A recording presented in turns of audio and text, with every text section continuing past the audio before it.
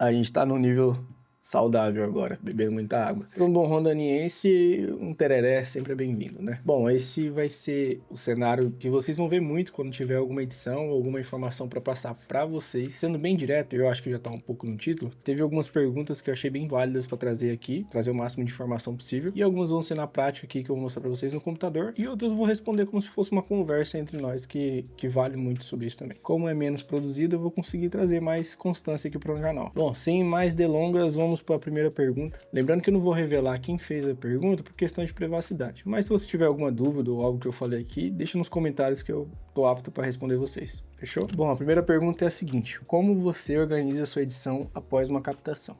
Vamos lá no Mac que eu vou te mostrar. Bom, eu tenho um SSD de 1 TB e tenho um HD de 2 TB. Também tenho outro de 4 TB, tá? Como backup ali. Mas, o que eu faço? No SSD, eu deixo os arquivos que eu vou editar e que eu já estou editando. E tudo que está em andamento, ou que está aguardando aprovação e tudo mais.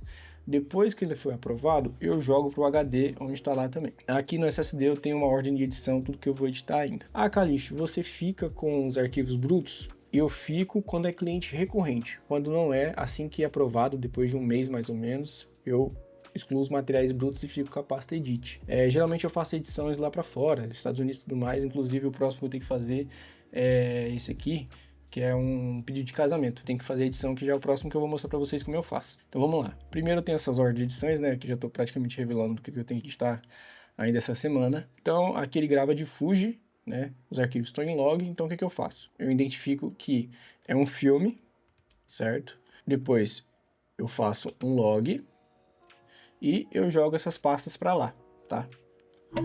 Então aqui eu sei que tá todos os arquivos em log. Depois, aqui no filme eu faço uma pasta edit, tá? Porque aqui vai estar o DR, que eu coloco DaVinci Resolve, que vai ser o projeto, tá?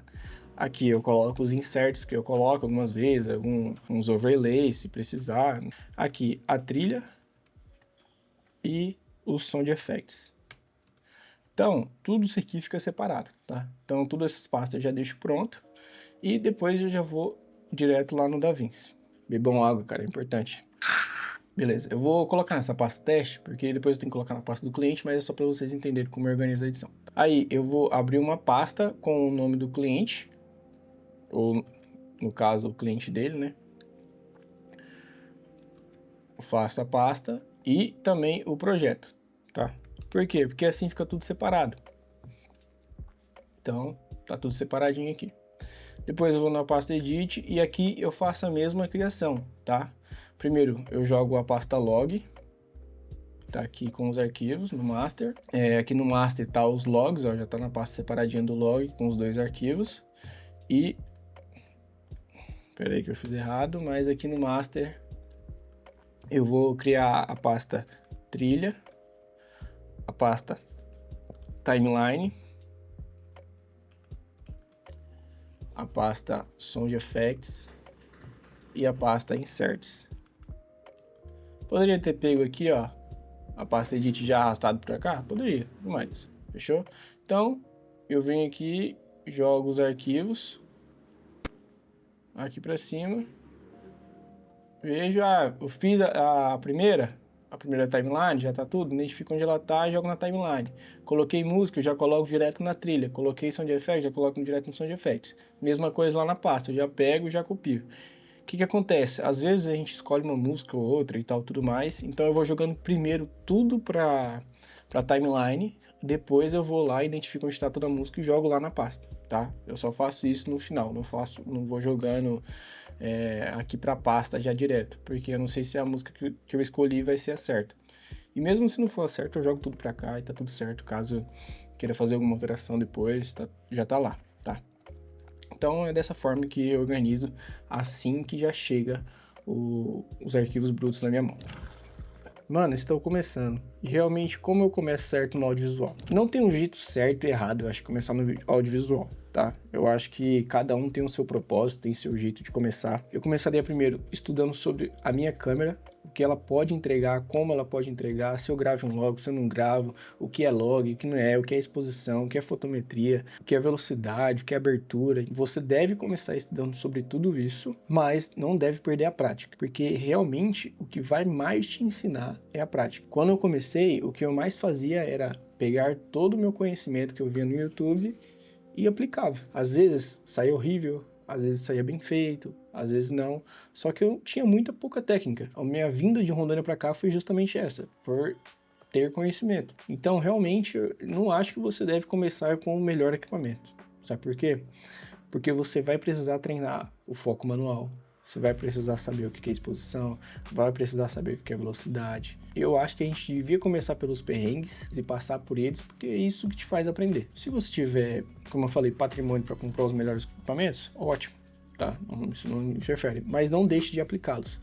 Eu falo muito aqui no canal sobre autoral. E o autoral realmente eu acho que te leva a proporções. Vou te falar o que eu faria se eu estivesse começando, tá? Primeiro eu faria uma pesquisa, assim, de todos os vídeos que eu gostaria de fazer de vários nichos diferentes, como se o cliente tivesse me contratado e me desse a oportunidade de fazer, eu tô te dando licença poética para fazer do jeito que você quer. E eu pegaria parceiros, tipo uma loja de roupa de um amigo meu, uma barbearia de um amigo meu, um salão de beleza que, sei lá, minha amiga da minha mãe tem, e ofereceria esse vídeo para eles. Então você não está perdendo tempo e dinheiro, você está construindo seu negócio, sua autoridade, seu nome no mercado e tudo mais. Então você vai estudar sobre enquadramento, vai estudar sobre luz, muita coisa envolvida. E ainda vai conseguir aplicar tudo isso. O que você acha sobre ter os melhores equipamentos? Eu acho que cada produção tem um equipamento. Tem produção que você pode fazer com o celular e tá tudo bem. Tem produção que você pode fazer com a câmera e celular. Tem produções que você consegue fazer com as EV10. Tem produções que você precisa de uma 7.4. Eu não acho que dá para fazer uma publicidade com um telefone. Eu não acho que dá para fazer uma publicidade com umas EV10. Então, ao invés de você ficar se limitando eu compro agora umas EV10, eu compro uma a 7.4, eu compro uma FX30, eu compro uma FX6, o que eu faço? Eu acho que você deveria, primeiramente, alugar esses equipamentos e testá-los, fazer autorais com cada tipo de equipamento e ver o que cada equipamento entrega. Então eu acho que assim, qual que é a sua realidade hoje? Que tipo de clientes que você tem hoje? Você faz campanhas níveis publicitárias? Você faz conteúdos para redes sociais? Então eu acho que você deve pegar esses equipamentos, testá-los. Você trabalha com esporte? Você faz muito conteúdo com o movimento? Uma ZV10 não vai te suprir. É melhor você comprar uma 7.4. Por quê? Por causa da estabilização. A estabilização da ZV10 é horrível, eu vou ser bem sincero. Mas já viu a estabilização da 7.4 ou da FX30? É excelente. Então, você tem que saber o que seu equipamento entrega, cara. Se você, do nada, surgir uma publicidade, você vai lá e aluga o equipamento. Você vai lá e pede pro seu parceiro emprestado. Cara, é muito relativo isso, sabe? É muito relativo e eu acho que você deve estudar bem o seu equipamento, bem o que ele entrega para você entender que tipo de conteúdo você quer entregar. Bebam água. Vi um vídeo de casamento americano. Como você dita em inglês? Você sabe inglês? Bom, essa é uma ótima pergunta, tá? Eu não sei inglês, tá? Mas eu vou te mostrar aqui na prática como eu faço para editar em inglês. Inclusive, a gente mostrar aqui estudo em inglês, tá? Isso foi algo que meu avô falou lá atrás, que um dia eu ia utilizar isso e realmente eu deveria ter escutado ele. Bom, eu vou aproveitar que esse é um projeto teste, já vou colocar aqui. Eu tenho um arquivo que eu baixei de novo, que é da cerimônia, que ela tá em inglês, obviamente, e vou mostrar para vocês do jeito que eu faço, tá? Eu vou pegar uma fala em inglês aqui. Wisdom is thankfully found in so many places. Beleza, vou pegar só essa fala, tá? Trazendo um pouco da edição, eu gosto muito de ver exatamente os pontos cruciais da fala, principalmente da cerimonialista e tudo mais, porque às vezes é isso que vai trazer uma atmosfera a mais pro filme, tá? Eu não gosto de seguir uma linha do tempo exata, igual foi o casamento. Eu pego uma atmosfera lá da frente, que aconteceu, coloco no começo, enfim, dependendo da narrativa que eu for criar, tá? Então eu preciso dessa parte aqui em inglês, eu não sei exatamente o que ela falou e eu vou descobrir agora. Então o que eu faço? Eu venho aqui, faço a tradução normal em inglês, porque o DaVinci vai processar isso automaticamente. Enquanto isso, vamos tomar um tereré gelado. Beleza, então ele transcreveu toda essa frase em inglês. Wisdom is thankfully found in so many places. In Corinthians, in the words of Van Gogh, and in the lyrics of Led Zeppelin. Já aconteceu comigo, teve frases que ele errou, mas Você vai ver como vai dar bom. O que você vai fazer? Aqui em cima da transcrição, você vai exportar. Então, exportar aqui no SSD mesmo, ele vai exportar em um arquivo chamado SRT, tá? Depois você vai entender o porquê. Então, eu vou colocar aqui cerimônia. Então, você vai pegar esse arquivo aqui, ó, SRT, e isso que você vai fazer? Você vai jogar lá no chat GPT que ele vai transcrever para você. Aqui já deixei pronto para vocês, e vocês vão falar a seguinte forma: chat, que eu sou educado, eu não tô nem aí pro português aqui, vou falar de qualquer jeito, tá? Por favor, transcreva esse arquivo SRT de inglês para português, mantendo 100% a fidelidade nas palavras, tá? Aí o que você vai fazer? Você vai pegar aquele arquivo, vai abrir ele, que ele vai estar em SRT, copia, vai lá no chat novamente e cola. Aí ele vai gerar um novo arquivo SRT com a transcrição, ó. Sabedoria, infelizmente, encontrar... tá? Então, o que você vai fazer? Você vai fechar, você vai duplicar esse arquivo, e vai alterar o nome, tá? Tem que sempre alterar o nome. Pode colocar sem nada, mas eu coloco PRT, que é português, tá? Eu abro esse arquivo, vou lá no chat novamente, copio o que ele mandou para mim e colo. Tá vendo?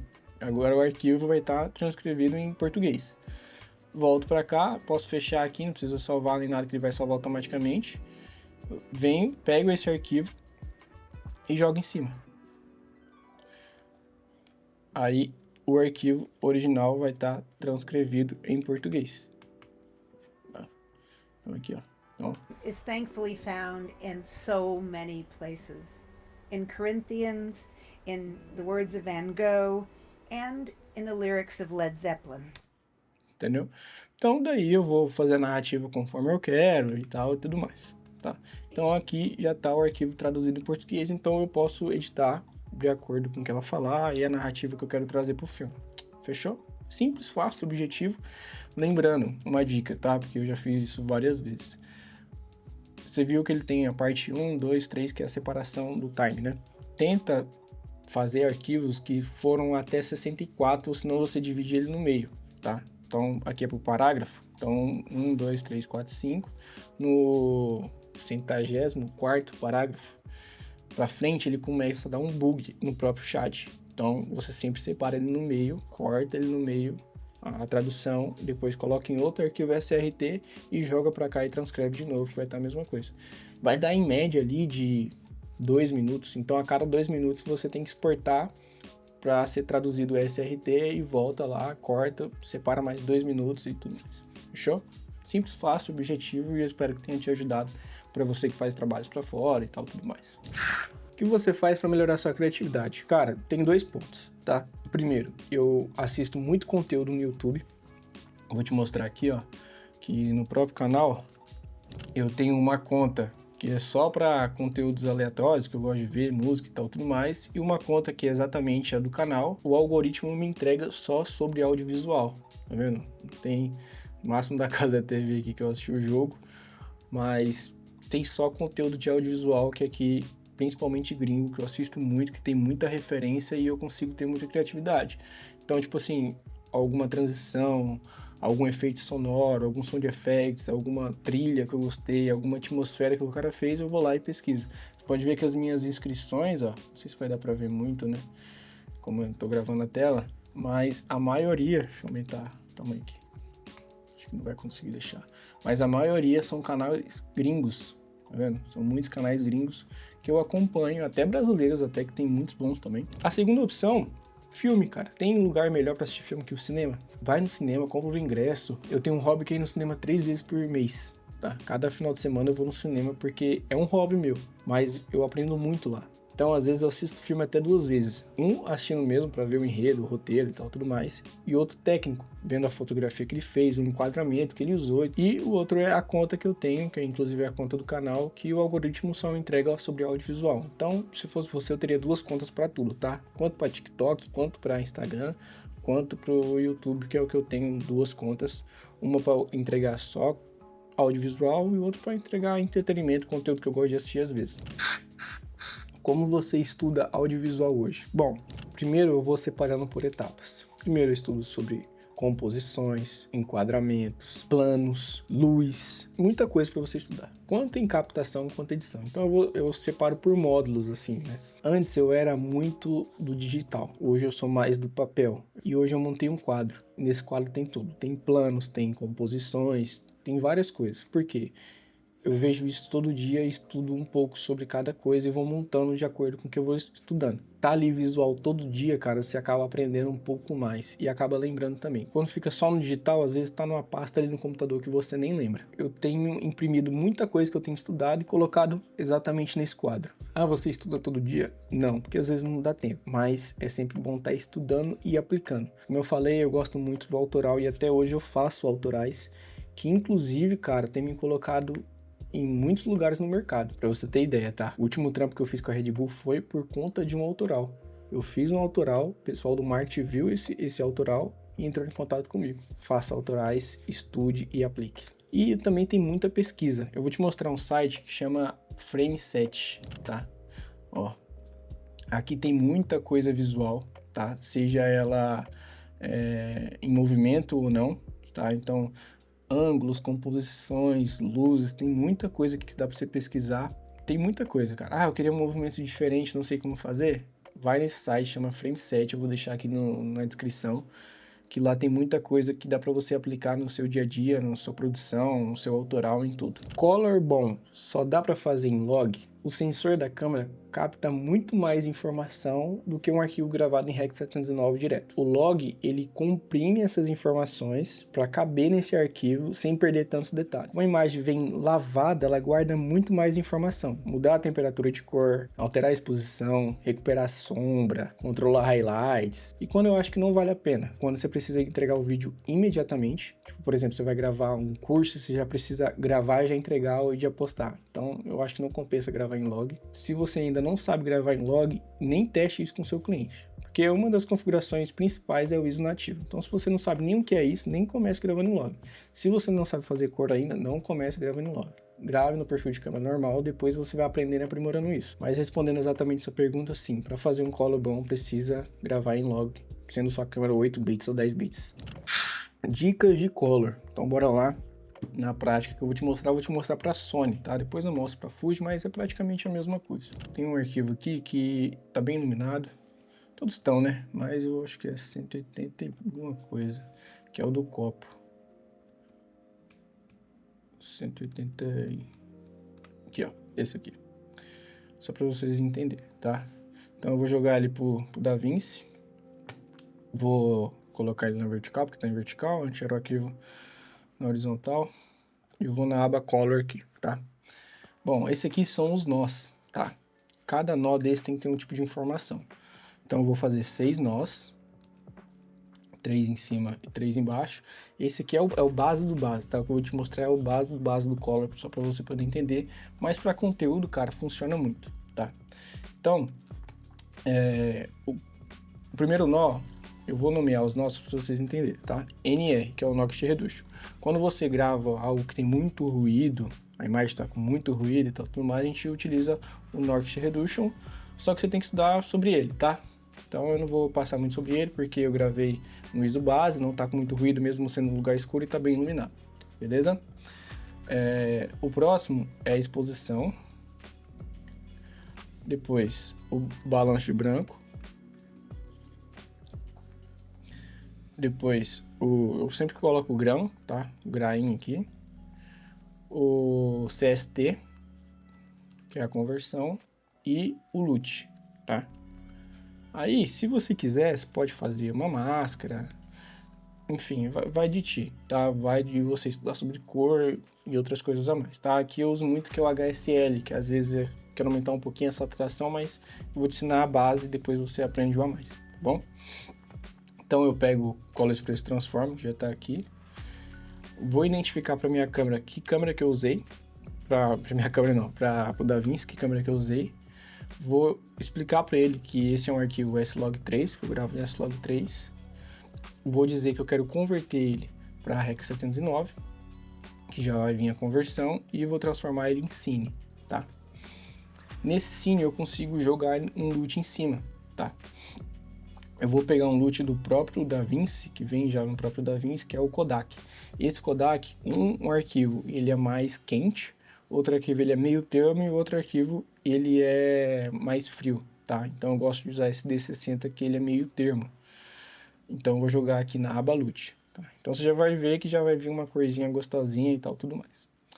Quando eu for mexer, por exemplo, aqui eu tô vendo que tá um pouquinho vermelho, né? Então no meu balanço de branco lá eu deixei um pouquinho vermelho por causa da luz quente que eu tava trazendo lá.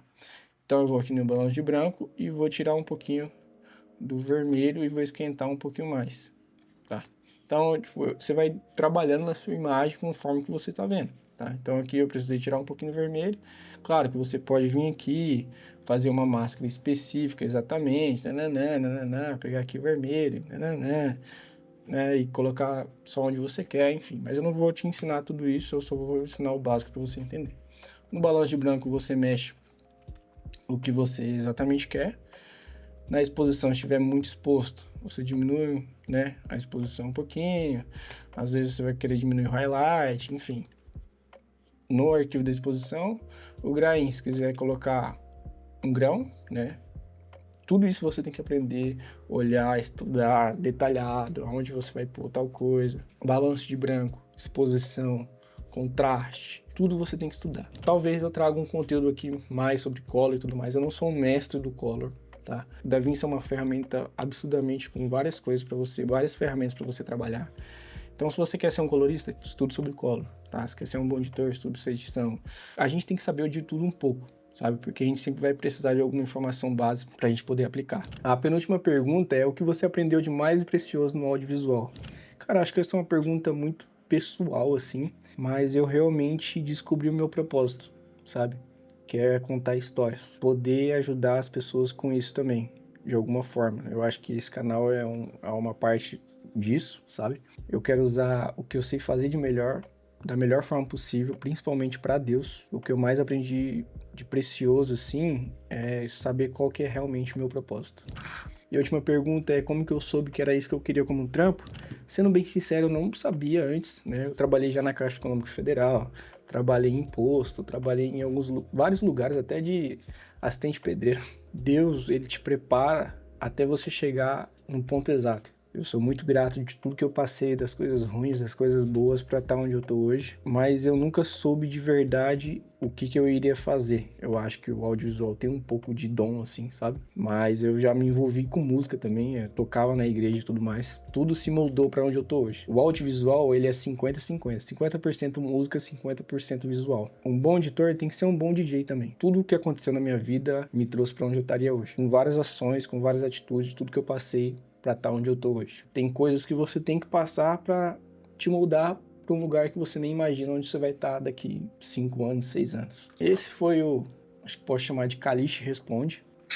Quero trazer mais conteúdos como esse pro canal, principalmente sobre edição aqui. Eu acho que eu quero editar um conteúdo com vocês aqui ainda. Eu quero retribuir tudo que Deus me deu, passando para vocês. Podem tirar tudo de você, menos o conhecimento. Mas se eu morrer amanhã, depois de amanhã, eu vou estar muito feliz com tudo que eu construí. E eu vou estar realmente feliz se eu tenho te ajudado com algum tipo de conteúdo, alguma informação. Então comenta aqui, cara, de verdade. Eu quero saber o que você achou desse conteúdo, se eu trago mais.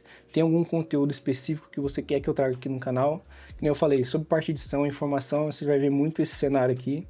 Vai ter mais fora do roteiro que a gente vai gravar. Vai ter muita informação para poder trazer para vocês. E eu espero ter te ajudado. Bebam água, um bom tereré e até a próxima.